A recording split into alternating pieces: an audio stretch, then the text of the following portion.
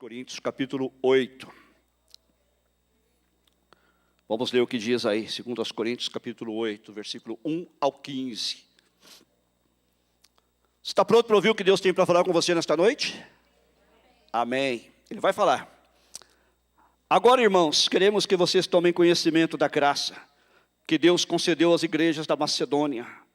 No meio da mais severa tribulação, a grande alegria e a extrema pobreza deles transbordaram em rica generosidade. Pois dou testemunho de que eles deram tudo quanto podiam, e até além do que podiam. Por iniciativa própria, eles nos suplicaram insistentemente o privilégio de participar da assistência aos santos. E não somente fizeram o que esperávamos, mas entregaram-se primeiramente a si mesmos ao Senhor, e depois a nós, pela vontade de Deus. Assim recomendamos a Tito, assim como ele já havia começado, também completasse esse ato de graça da parte de vocês. Todavia, assim como vocês se destacam em tudo, na fé, na palavra, no conhecimento, na dedicação completa, e no amor que vocês têm por nós, destaquem-se também neste privilégio de contribuir. Não lhes estou dando uma ordem, mas quero verificar a sinceridade do amor de vocês, comparando com a dedicação dos outros. Pois vocês conhecem a graça de nosso Senhor Jesus Cristo, que sendo rico se fez pobre por amor de vocês, para que por meio de sua pobreza vocês se tornassem ricos. Este é meu conselho. Convém que vocês contribuam, já que desde o ano passado vocês foram os primeiros não somente a contribuir, mas também a propor esse plano. Agora completem a obra, para que a forte disposição de realizá-la seja igualada pelo zelo em concluí-la, de acordo com os bens que vocês possuem. Porque se há prontidão, ou se há boa vontade, a contribuição é aceitável de acordo com aquilo que alguém tem, e não de acordo com o que não tem. Nosso desejo não é que outros sejam aliviados enquanto vocês são sobrecarregados, mas que haja igualdade. No presente momento, a fartura de vocês suprirá a necessidade deles, para que, por sua vez, a fartura deles supra a necessidade de vocês. Então haverá igualdade, como está escrito: quem tinha recolhido muito não teve demais, e não faltou a quem tinha recolhido pouco. Amém. Senhor, abençoa a exposição da tua palavra. Em nome de Jesus. Amém. Nós evangélicos aprendemos desde cedo que graça é favor imerecido. Graça é favor imerecido. Todo crente, já com algum tempo de fé, sabe isso. É algo que está para além da posse das nossas virtudes. É algo que está além da nossa capacidade de comprar. Justamente por essa razão, a graça é de graça. Ok? Eu hoje quero falar sobre uma graça especial, uma graça que poucos desejam. Li um livro de um autor que era muito conhecido no Brasil. Ele ainda está vivo, mas já não tem mais a mesma popularidade. Mas esse livro me impressionou bastante. Eu quero basear minha mensagem, e possivelmente a da semana que vem também, no que ele escreveu. Mas, claro, seguindo o texto bíblico aqui. No nosso conceito de graça, cabe apenas as manifestações felizes, fáceis e saborosas das bênçãos de Deus. Nós temos prazer em receber aquilo que é bom de Deus, né? Nós nunca pensamos em graça como privilégio de sofrer. Todavia, esta dimensão também está presente no conceito de graça do Novo Testamento. Em Filipenses 1:29, Paulo diz assim: porque vocês receberam a graça de sofrer por Cristo, e não somente de crer nele. Então, existe também a graça para sofrer. Privilégio, é um privilégio. Outra tradição diz assim: a vocês foi dado o privilégio de não apenas crer em Cristo, mas também de sofrer por ele. Quantos aqui desejam a graça de sofrer? Ninguém, né? Tem uma irmã levantando a mão aqui. Olha que Deus resolve levar a sério aí. Sem dúvida, este conceito não tem nada de convidativo e empolgante em si mesmo, né? Nosso mundo é a cada dia mais patrocinador da ideia do não sofrimento. As pessoas não querem sofrer, e o mundo cada vez mais vai criando prazeres para que você evite o sofrimento. Agora, além da graça de sofrer, há ainda uma outra graça indesejável. Aliás, bem poucos a veem como graça, como privilégio, como favor imerecido. Trata-se da graça de contribuir.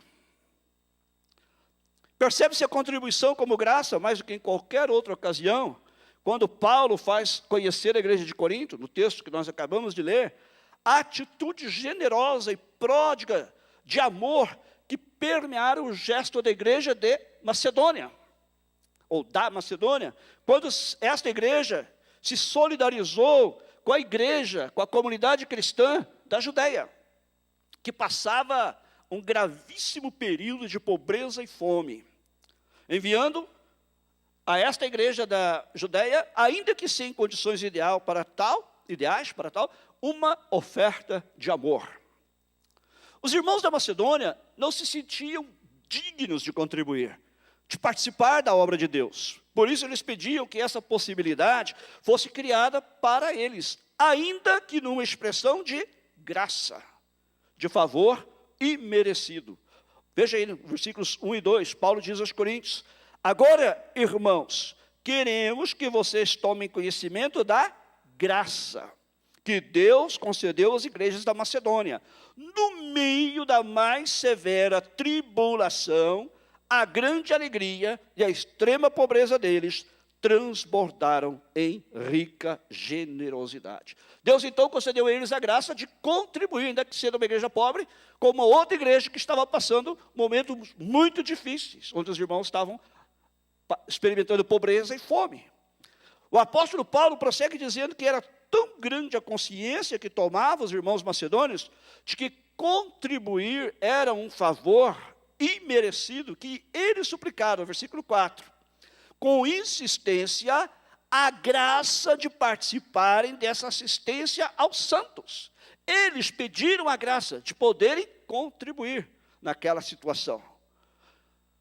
Este gesto da igreja dos macedônios inspirou Paulo a enviar Tito a Corinto, a fim de promover a mesma compreensão. A igreja de Corinto é a igreja a qual Paulo está destinando esta carta, a qual ele está falando sobre isso. E Paulo então enviou Tito ali para promover a mesma compreensão, para que esta desencadeasse a mesma atitude. Veja ainda no versículo 6. Assim recomendamos a Tito, que assim como ele já havia começado, também completasse esse ato de graça da parte de vocês. Aliás, nada mais se podia esperar de uma igreja que se julgava madura. Veja no versículo 7. Paulo fala: vocês têm tudo, vocês têm fé, vocês têm dons, vocês têm sabedoria, vocês têm conhecimento. Não é? Então era uma igreja que se considerava madura, a igreja de Corinto. Crendo que ela cria-se, que estava superabundando em fé, em teologia, em sabedoria e serviço social. Muito parecido com a Bíblia, não é? Muito parecido com a gente. A gente aqui acha que nós temos uma boa teologia, que nós somos sábios, temos muita fé, fazemos serviço social. Ontem, inclusive, um grupo da igreja foi lá, no Ronald McDonald House, fazer o nosso outreach social e evangelístico com aquelas crianças que estão ali no Children's Hospital. Então, esta aqui é uma igreja que, em parte, parece com a igreja de Corinto. E que é que se podia esperar de uma igreja assim, se não, no mínimo, algo semelhante à consciência dos nossos irmãos macedônios? Por essa razão, Paulo lhes diz no versículo 7, esperamos que também nesta graça vocês manifestem abundância. De fato, o que se define de modo irrefutável nessa introdução do apóstolo, a questão da contribuição, é que ofertar para a graça de Deus é um favor que nenhum de nós merece, é graça. Eu não mereço contribuir, você não merece contribuir. Nenhum dinheiro é em si mesmo santo. Nosso dinheiro não é em si mesmo puro, só porque não estamos na lista dos sonegadores. Ou estamos? Agora está chegando o imposto de renda aqui desse país, não é?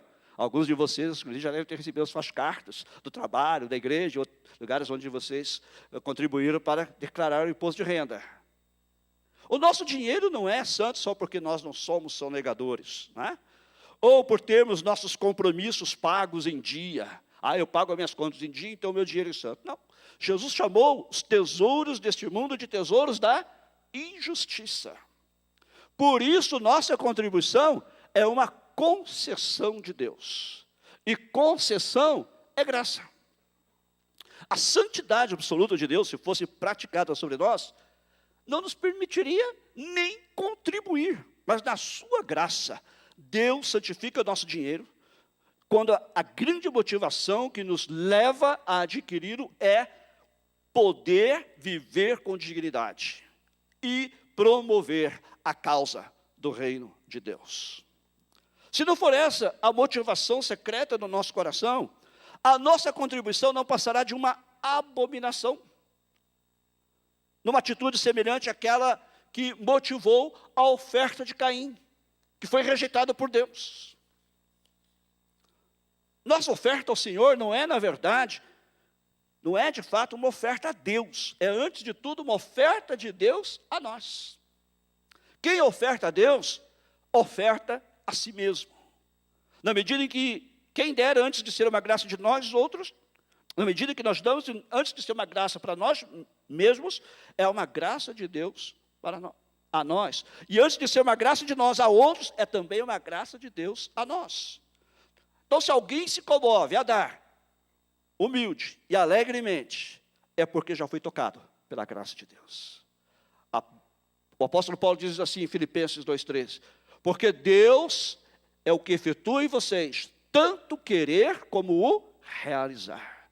É Deus que coloca o desejo no nosso coração. Então, se você se sente motivado a contribuir, a dar, é porque Deus já falou ao seu coração, você já foi tocado pela graça de Deus, e agora você vai realizar, você vai efetivar aquilo que Deus já colocou no seu coração.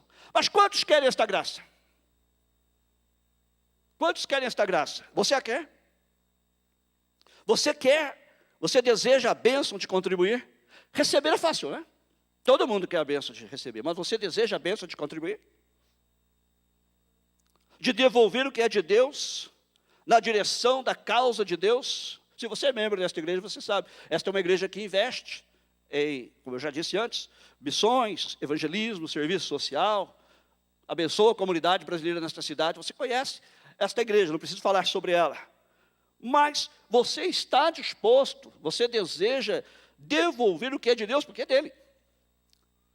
Em primeiro lugar, tudo que você tem, porque não há nada que o homem não tenha recebido, que não tenha sido pela graça de Deus. Está disposto a dar na direção da causa de Deus? Eu vou dizer uma coisa para você, muitas pessoas contribuem com medo de Deus.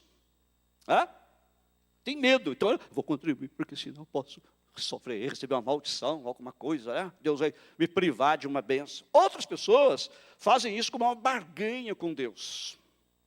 É uma espécie de toma lá da cá, eu dou minha contribuição e Deus me dá de volta. E eu vou falar uma coisa para você, existem até igrejas que incentivam isso, infelizmente. Mas esse não é o conceito bíblico, não é o toma lá da cá. Outros também o fazem na estreita medida do dízimo. Como Malaquias chamou de ladrão aquele que não contribui, então eles resolvem quitar o seu carnê do reino.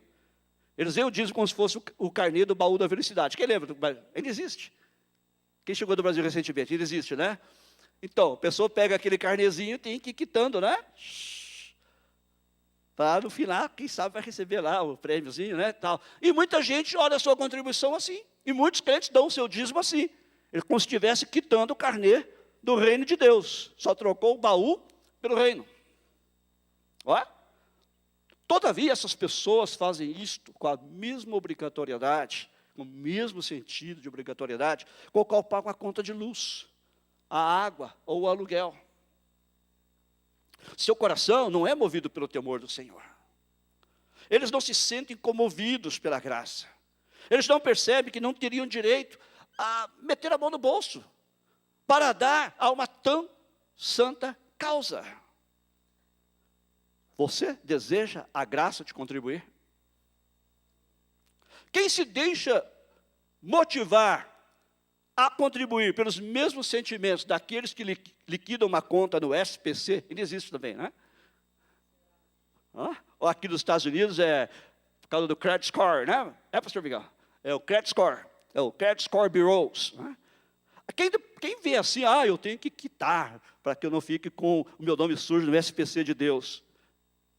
Não entendeu o conceito de graça da contribuição. Para que o meu nome não fique sujo, para que o meu nome não fique no vermelho, para que o meu crédito com Deus não caia. Não entendeu o conceito de graça. Ainda não passou da velha aliança para a nova aliança. O Novo Testamento vai além do Velho Testamento na questão de dar. No Novo Testamento, o dízimo não é a mensalidade dos crentes da sociedade religiosa da igreja. No Novo Testamento, o dízimo é a quantia de referência mínima para estabelecer o piso das nossas contribuições, entendidas não como cobrança, mas como graça, como privilégio. Ninguém tem que sair atrás de você cobrando seu dízimo. E nessa igreja, graças a Deus, não fazemos isso, não é? Os tesoureiros da igreja não saem atrás de você. Porque não é questão de cobrança, é questão de graça. É uma questão de privilégio. Eu entendo que é um privilégio contribuir na obra de Deus, e eu faço. Porque eu recebi a graça de contribuir, foi o próprio Deus que me deu. E Ele comoveu o meu coração para que eu possa contribuir. Com meu dízimo, com minhas ofertas. É Deus quem move o coração. Então, neste ponto, pode ser imensamente útil nós continuarmos a estudar os princípios de contribuição que aparecem aqui neste texto que nós lemos, 2 Coríntios capítulo 8, e também 2 Coríntios 9. Hoje o tempo não vai nos permitir falar sobre todos eles, mas vamos entrar em alguns. Aprenda estes princípios, e certamente a sua dimensão de espiritualidade incluirá uma área até agora mais compreendida como profana do que como espiritual, proveniente da graça de Deus. Mas quem é, como eu disse antes, que recebe qualquer coisa que não seja pura e simplesmente graça? Tudo que recebemos, tudo que temos, é pela graça de Deus. Então vamos lá, princípios que nós aprendemos aqui neste texto. Primeiro princípio: a boa situação financeira não deve ser pré-requisito para alguém contribuir. A igreja da Macedônia resolveu começar a contribuir numa hora em que qualquer economista chamaria de momento de loucura. Chamaria de euforia irresponsável, como eles sendo tão pobres. Queriam contribuir nesse momento. Na verdade, se havia uma igreja que precisava pedir uma oferta, era a igreja da Macedônia. Eles eram quase tão pobres quanto aqueles a quem eles resolveram ajudar. Veja o que Paulo escreve aí no versículo 2. No meio da mais severa tribulação, a grande alegria e a extrema pobreza deles transbordaram em rica generosidade. Eles viviam na pobreza extrema. No Brasil a gente chama de miséria. E ainda assim, eles sentiram, pela graça, que eles deveriam ter a graça de poder contribuir com aquela igreja que estava passando a necessidade, com aqueles irmãos que estavam numa situação um pouco pior que a deles. Há pessoas, e igrejas também, que estão esperando ficar ricas para então começarem a investir em missões, interna e externamente. Eu dou graças a Deus, porque nos últimos anos nós temos sido capazes, com a graça de Deus também, esta igreja, de poder contribuir para missões. E pelas nossas avaliações, e este ano depois nós vamos também apresentar aos irmãos o relatório, nos últimos anos nós temos podido dar 10% de todas as nossas ofertas de dízimos para missões. Isso é uma bênção. Estamos abençoando pessoas que estão mais necessitadas do que nós. Estamos ajudando pessoas que estão em situação carente, de muita carência. Eu dou graças a Deus por isso. Mas este ano meu desafio, vou levar para a diretoria semana que vem, é de nós aumentarmos a nossa contribuição. Eu creio que Deus vai suprir as necessidades da igreja. Você crê nisso? E Ele vai permitir que nós contribuamos mais para missões. Temos vários missionários hoje, não é? Temos Guilherme lá no Brasil, trabalhando com populações ribeirinhas. Temos Madalena, trabalhando na África, com populações de língua portuguesa.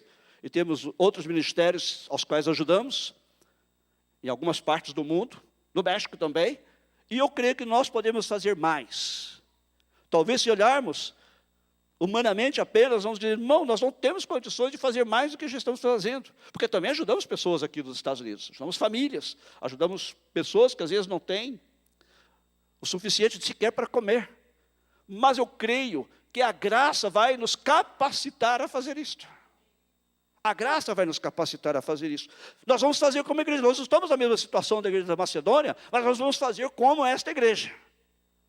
Vamos pedir a Deus a graça de podermos ser participantes. Mas tem gente que espera ficar rica. E tem igreja que espera ficar rica para poder começar a contribuir.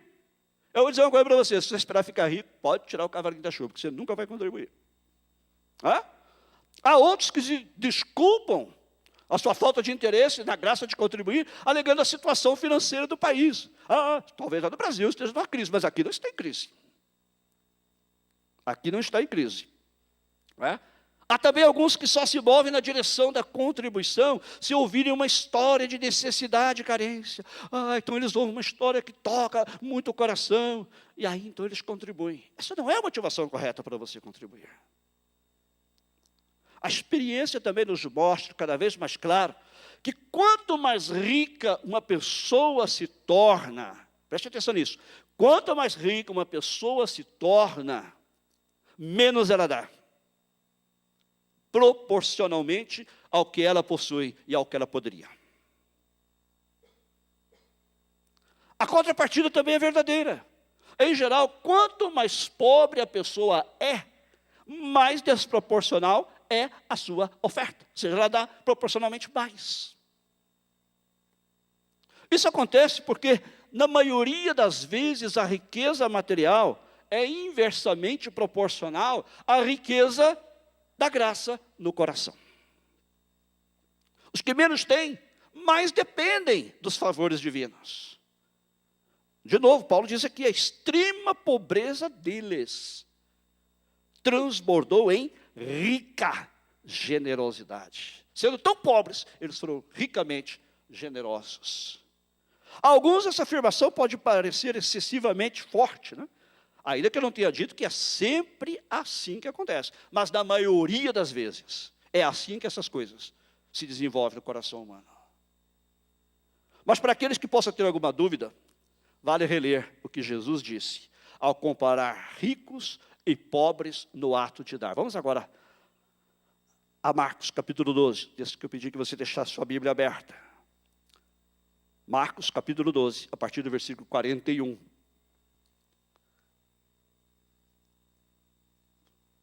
Encontramos? Jesus sentou-se em frente do lugar onde eram colocadas as contribuições. Era chamado de gasofilácio. E observava a multidão colocando dinheiro nas caixas de ofertas. Muitos ricos lançavam ali grandes quantias. Então uma viúva pobre chegou-se e colocou 2 pequeninas moedas de cobre de muito pouco valor. Chamando assim os seus discípulos, Jesus declarou, afirmo-lhes que esta viúva pobre colocou na caixa de ofertas mais do que todos os outros. Todos deram do que lhes sobrava. Mas ela, da sua pobreza, deu tudo o que possuía para viver. Note como as grandes quantias dos ricos só eram consideradas grandes em relação às pequenas quantias dos pobres. Todavia, os ricos davam de sua sobra, enquanto que os pobres davam de seu sustento. Há uma grande diferença. Você dar da sua sobra e você dar do seu sustento. No entanto, entre nós, a situação é ainda pior. Pior que aquele dia quando Jesus se assentou em frente ao gasofilácio para avaliar essas desproporções. No meio deles, os ricos pelo menos davam grandes quantias, ao passo que entre nós, pouquíssimos são os que dão alguma coisa. As dádivas do tempo da riqueza, irmãos, elas são óbvias, são ordinárias no sentido de comuns. Claro, se espera que quem está numa situação de riqueza possa dar grandes dádivas.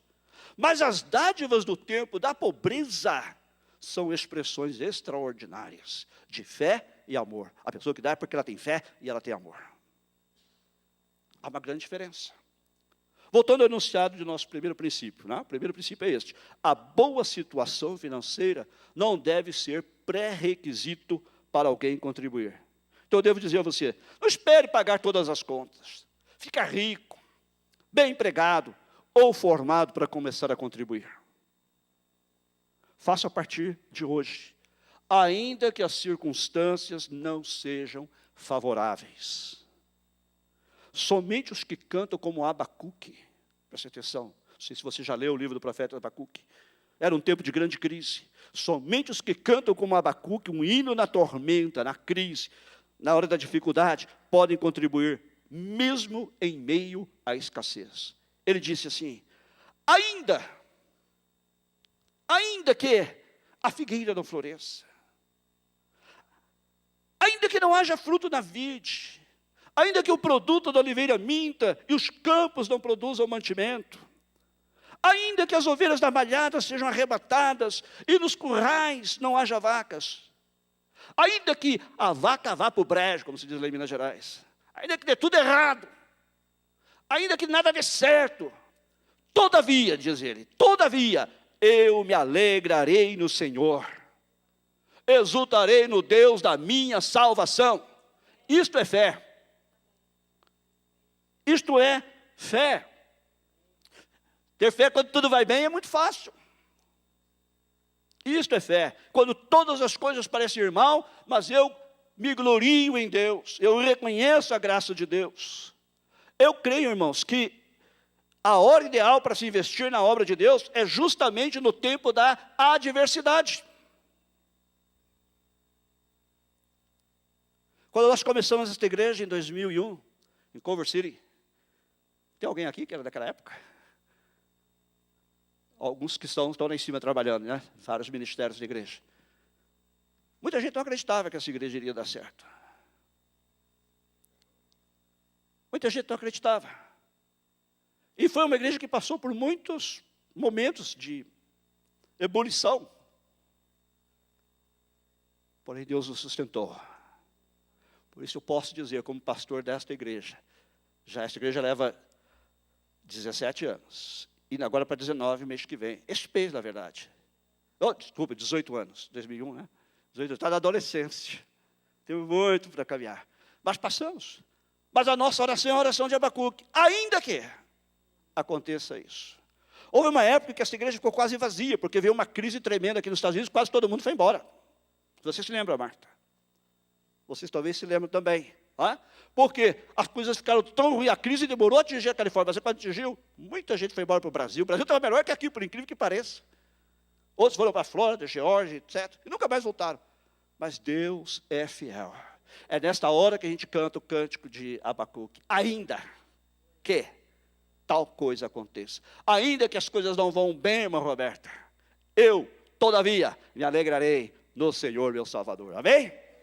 Glória a Deus. Eu me exultarei no Deus da minha salvação. Então, quando a gente investe na obra de Deus, na hora da adversidade, quando isso acontece, é grande a graça a nós concedida. E muito maior ainda é o fruto desse amor generoso. E Deus honra a sua igreja. Quantas pessoas hoje na comunidade brasileira que respeitam esta igreja? Não é por causa do pastor, mas é por causa da graça de Deus. Por causa da graça de Deus, por causa daquilo que Deus tem feito através desta igreja para abençoar pessoas da comunidade brasileira. Esse é o primeiro princípio. O segundo princípio que nós vemos aqui neste texto é alegria, generosidade, voluntariedade e boa vontade. São motivações indispensáveis a quem quer contribuir. Você quer contribuir, tem que contribuir com alegria, com generosidade, voluntariedade e boa vontade. Ninguém vai pôr uma faca atrás de você, espingarda. Isso não é contribuir de acordo com os princípios expostos aqui na palavra de Deus. Só se alegra em contribuir quem entende tal possibilidade como graça, ou seja, favor imerecido. Somente os que têm acesso ao extraordinário, imerecido de Deus, é que veem isso como objeto de alegria indizível. Na realidade, trata-se de algo além da alegria ordinária, da alegria comum. De fato, como diz Paulo aqui no versículo 2, é uma grande alegria. É uma alegria extravagante. Bem diferente do que o mundo ensina. Você dá com alegria. E é uma alegria extravagante. E é uma alegria extravasante. Acho que essa palavra nem existe, né? Mas a ideia é esta. Em inglês aqui, o texto diz overflowing. Ou seja, chegou até o top e começou a derramar. Extravasante. Alegria. Você está com alegria porque você entendeu o conceito da graça. Essa motivação é tamanha que faz surgir um espaço emocional do qual cabe o desejo da bondade. Eu começo a desejar. O espaço que a alegria faz surgir é a generosidade. A alegria de poder dar é o que mais nos faz humanos. Veja essa tragédia agora em Brumadinho. Quantas pessoas em todo o Brasil se prontificaram a dar? Meu primo trabalha no Correio. E logo que aconteceu a tragédia, ele colocou um anúncio no grupo da família. Você talvez tenha visto, dizendo que os Correios iam arrecadar ofertas das pessoas, do fruto da generosidade das pessoas. Dádivas, roupa, e comida, etc. E logo depois ele postou que não mais vai fazer isso, porque está chegando tanta ajuda que vai sobrecarregar, eles não vão ter onde colocar. Dar e a alegria de poder dar é o que nos faz mais genuinamente humanos. A solidarização, a solidariedade. Daí o apóstolo mencionar sua rica generosidade. Eles fizeram o que fizeram como fruto de uma rica generosidade. Era uma riqueza humana. O passo seguinte é desencadeado pela germinação da alegria e da generosidade. Quando já existe dentro de você, ebulindo no seu coração aquela alegria e aquela generosidade, as duas juntas germinam e quando germinam fazem surgir a voluntariedade. A genuína voluntariedade, ela é dirigida para fora, para outros, para a obra de Deus. Do contrário, é mero egoísmo. Mais ainda, a voluntariedade é o exercício da vontade, para além das possibilidades ordinárias, cômodas e imediatas. Se aquela igreja dos macedônios fosse olhar para suas circunstâncias, suas possibilidades eram ordinárias, eram cômodas e imediatas, e era melhor não dar nada, mas não foi isso que eles viram. Veja no versículo 3, o apóstolo diz assim: porque eles, na medida das suas posses, e mesmo acima delas, se mostraram voluntários. Uau! Na medida das suas posses e ainda além, acima, eles se mostraram voluntários. E o próximo passo é a transformação da boa vontade em comportamento. Porque você ter o desejo, querer ser generoso, é uma coisa. Você ter a boa vontade de contribuir é uma outra coisa. Mas ela só se concretiza quando você realmente transforma em ação. Foi o que essa igreja fez. Por isso o apóstolo Paulo diz aí no versículo 12, porque se há prontidão, uma tradução diz assim, que até é melhor, porque se há boa vontade, tem que haver boa vontade, não é forçado, porque se há boa vontade, porque você entendeu o conceito da graça, então agora você usa de boa vontade, porque se há boa vontade, a contribuição é aceitável, de acordo com aquilo que alguém tem, e não de acordo com o que não tem. Ninguém é forçado a dar o que não tem. O apóstolo Paulo diz que a boa vontade, ela é a voluntariedade transformada em ação concreta. Nesse ponto, a pessoa já passou da compaixão, da inclinação e do desejo abstrato, e já deu. Ela deu. Ela já dispôs de seus bens, da direção de outros de maneira concreta e tangível. Então, verdadeiramente, A voluntariedade se manifesta quando você o faz de forma concreta. Amém? Nós vamos continuar essa mensagem semana que vem. Hoje o tempo não nos permite ir muito mais além. Mas eu gostaria que você guardasse estes dois princípios. Para resumir bem resumidinho. Princípio número 1.